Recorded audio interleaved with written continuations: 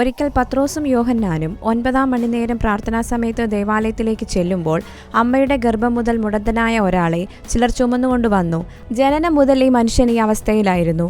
വർഷങ്ങൾ കടന്നുപോയി, ആളുകൾ കടന്നുപോയി, പ്രാർത്ഥനകൾ അർപ്പിച്ചു. എന്നിട്ടും അവൻ പ്രതീക്ഷിച്ച സമയത്തല്ല, മറിച്ച് ദൈവം നിയമിച്ച സമയത്താണ് രോഗശാന്തി വന്നത്. നമ്മളിൽ ചിലർ കവാടത്തിനരികിൽ കിടത്തിയിരിക്കുന്ന സമയങ്ങളിലാണ് വിശ്വസ്തരും സ്ഥിരതയുള്ളവരും, പക്ഷേ ഇപ്പോഴും കാത്തിരിക്കുന്നവരും. അത് വൈകാരികമോ ശാരീരികമോ ആത്മീയമോ ആയ രോഗശാന്തി ആയാലും ഇതോർക്കുക, രോഗശാന്തി ആശ്വാസത്തെക്കുറിച്ച് മാത്രമല്ല, അത് സമയത്തെക്കുറിച്ചാണ്. നിങ്ങളുടെ സ്ഥിരത നിങ്ങളെ ഒരു ദിവ്യ കൂടിക്കാഴ്ചയ്ക്കായി സ്ഥാനപ്പെടുത്തുന്നു. ദൈവത്തിൻ്റെ കാലതാമസം അവൻ്റെ നിഷേധമല്ല. ആ മനുഷ്യൻ കവാടത്തിലേക്ക് വരുന്നത് നിർത്തിയില്ല. ഭാഗികമായ രോഗശാന്തിയല്ല, തൽക്ഷണ പരിവർത്തനം. അതിനാൽ നിങ്ങൾ കാത്തിരിക്കുകയാണെങ്കിൽ യേശുവിൻ്റെ നാമത്തിൽ വിശ്വസിക്കുന്നത് തുടരുക.